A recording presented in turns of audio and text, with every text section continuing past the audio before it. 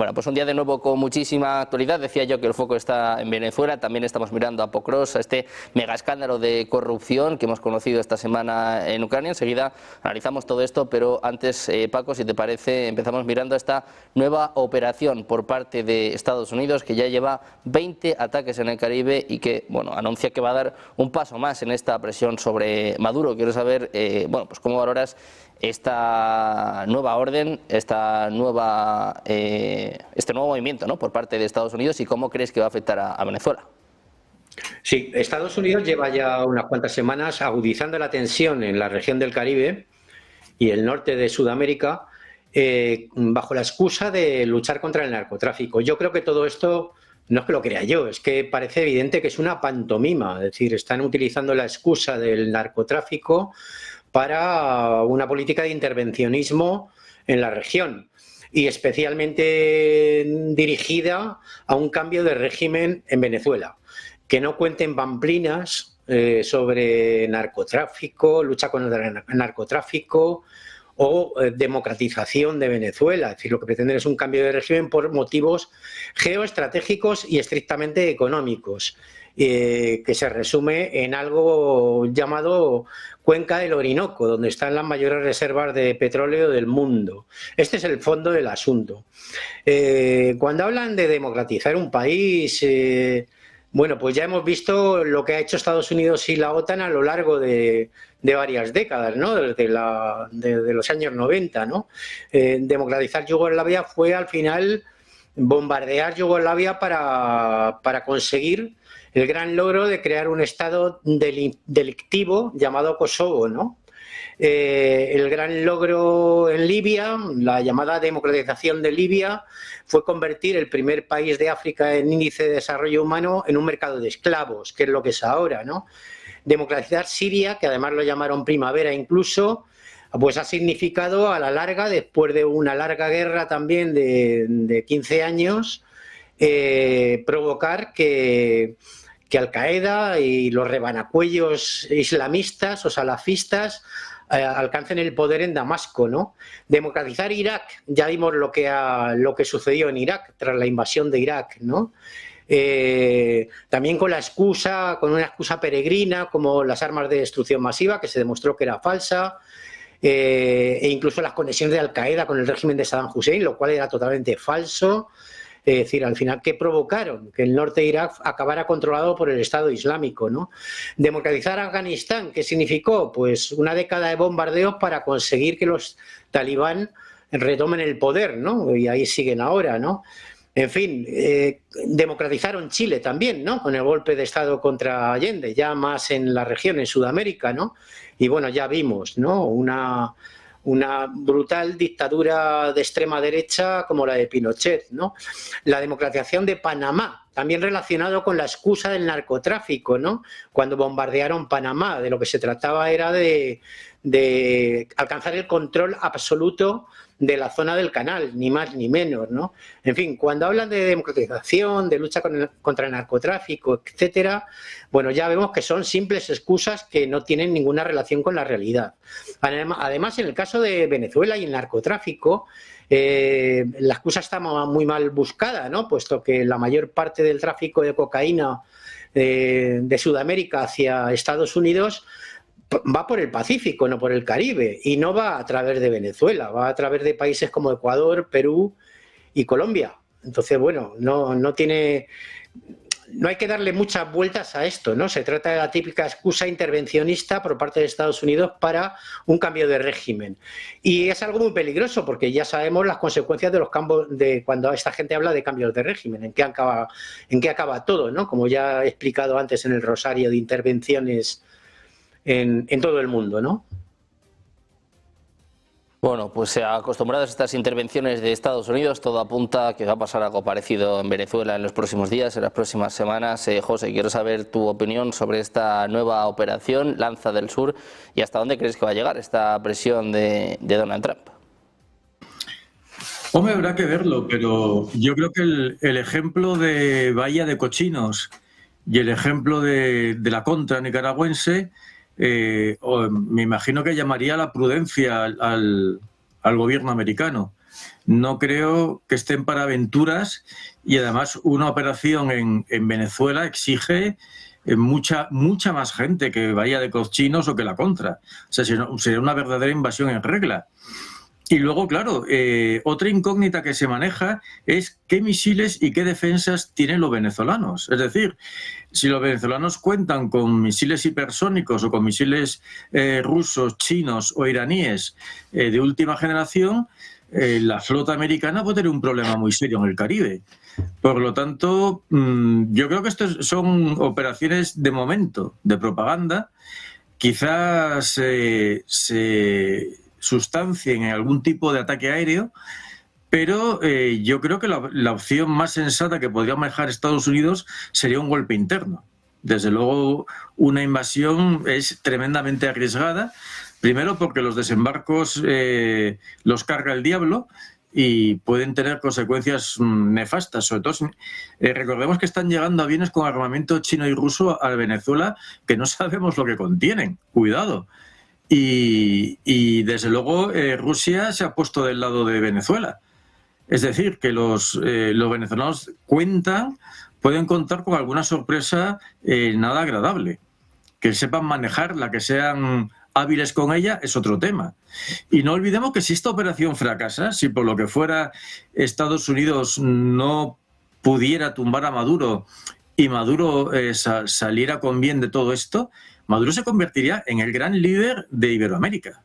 Pero vamos, sería como Nasser después de la invasión de Suez.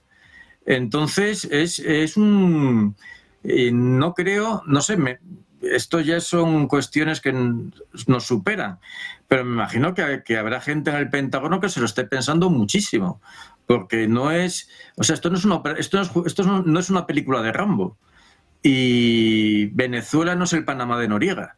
Venezuela tiene masas armadas, tiene un ejército que no sabemos cómo va a responder, pero puede que responda bien. No lo sabemos porque no se ha visto en estas. Entonces, cuidado, porque a lo mejor creemos que es Saddam Hussein y no lo es. Por todas estas circunstancias y por el efecto tremendamente subversivo que puede tener el fracaso de esta operación, me imagino que lo que habrá en Estados Unidos será supongo, porque claro, nosotros siempre partimos de premisas racionales que los políticos han demostrado varias veces que no las tienen, con lo cual aquí nos movemos dentro del punto de vista de una racionalidad geopolítica que la gente se la salta a la torera cuando tiene el mando de algo. Pero en principio es una operación mucho más compleja de lo que parece. Y además las apuestas son muy altas. Repito, un fracaso tipo Bahía de Cochinos puede ser tremendamente subversivo para la influencia de Estados Unidos en toda América. Y por otro lado, en cuanto al narcoestado, bueno, vamos a ver, los narcoestados existen en caso de que existan porque Estados Unidos es un enorme país adicto. O sea, hay 300 millones de adictos consumiendo a todas horas y son un mercado que exige droga. El fentanilo, la cocaína, la heroína, todo eso lo necesita Estados Unidos. Recordemos, cuando Estados Unidos ocupó Afganistán, de la noche a la mañana, Afganistán se convirtió en el primer productor mundial de opio. Cuando los talibanes volvieron al poder, desapareció la producción de opio.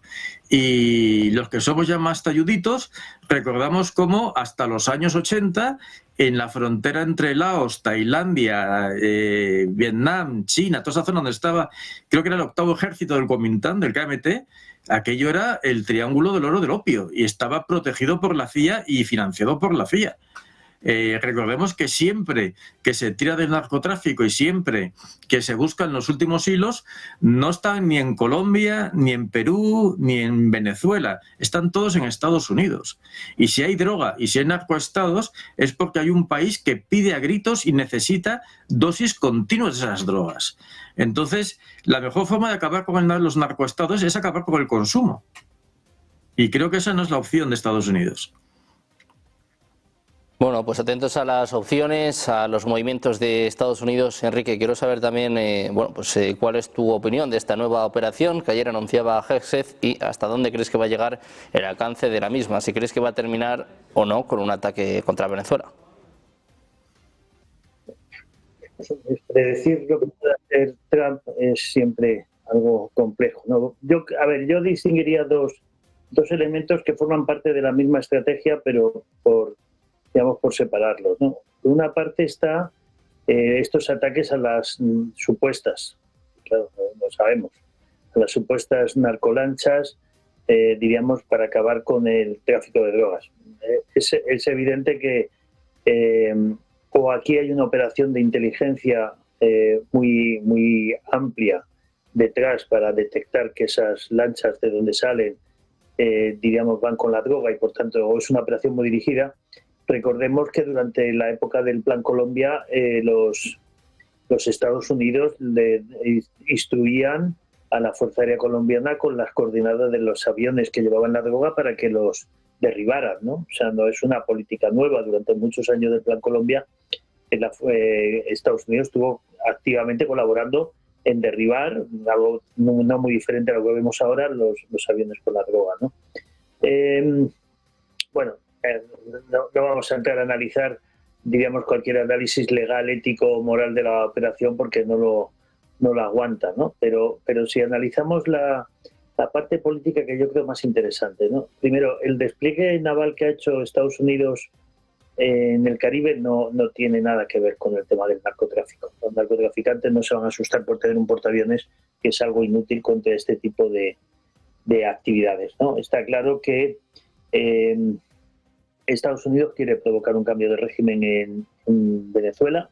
Lo dijo, fue una base fundamental de la campaña, y Marco Rubio, que se nutre de una gran parte del voto venezolano en Florida de exiliado, ¿no?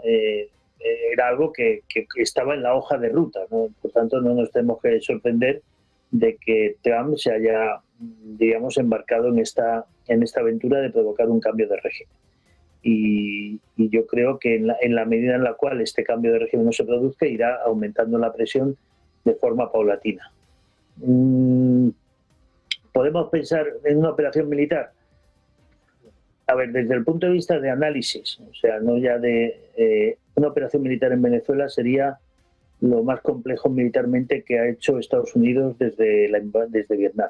O sea, mucho más complicado de lo que sería en Irak, por ejemplo, y no solamente por el hecho de la cuestión militar de venezolana, que obviamente no resistiría, digamos, unos pocos días de combate, sino sobre todo porque además provocaría, digamos, un enfrentamiento civil dentro de Venezuela, que es un entorno que no es aconsejable para cualquier tipo de intervención militar, ¿no? Con lo cual, yo creo que todo este despliegue tiene más que ver con esa provocar presión para provocar una involución interna. Esa es mi opinión. Yo creo que, aparte del despliegue militar, se están produciendo muchas reuniones en Estados Unidos y en terceros países entre gente cercana a Maduro y diversos países. O sea, se está trabajando, hay gente que ya está trabajando en diversas alternativas, ¿no? Con lo cual, yo creo que la presión irá en aumento, la presión militar irá en aumento. Yo ya no descarto nada porque me puedo arrepentir de lo que pueda decir, pero yo creo que va más por el tema de provocar la involución interna, sobre todo porque se abriría un escenario muy, muy complicado para todos y sobre todo para Estados Unidos, ¿no? Claro, Venezuela, donde ya, por cierto, hay muchos intereses americanos y no les es ajeno, pues obviamente sumar a la política energética de Estados Unidos de más combustibles fósiles, sumar a esa operación Venezuela desde el punto de vista geoestratégico, energético, político, supone un salto enorme, ¿no? La ineficiente producción de Venezuela, si se pusieran en manos diferentes, obviamente unida a la producción actual de Estados Unidos, reventaría el mercado de petróleo. O sea, esto sería una revolución, ¿no? Por tanto, también hay ese sentido político, en el que señalaba ya marcada en la hoja de ruta, hay un interés económico, ¿no?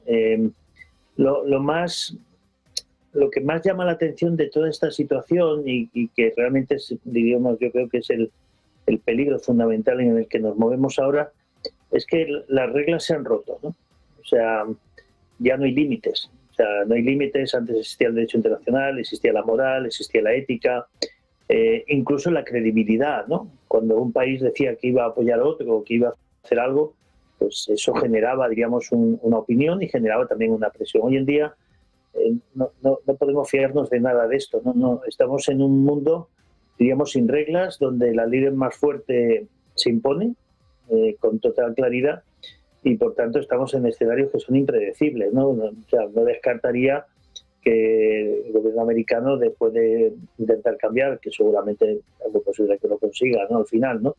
Porque Venezuela es un país mucho más débil, ¿no?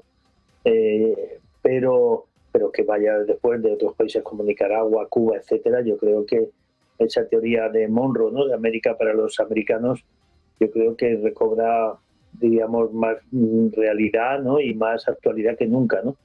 Pero al final el tema mollar de lo que tenemos enfrente es, tenemos a la potencia militar, económica y política más importante del mundo saltándose todas las reglas que hemos construido Occidente durante siglos para imponer su criterio, que es el criterio además de un presidente que tampoco es que sea como muy predecible, ¿no? Con lo cual estamos en una situación realmente muy compleja y también muy marcada por la política interior de Estados Unidos, ¿no? Cada vez que a Trump le sale un problema, pone un portaaviones en algún sitio, ¿no? Y por tanto también no podemos descuidar ese frente interno que afecta mucho a todo este tipo de decisiones.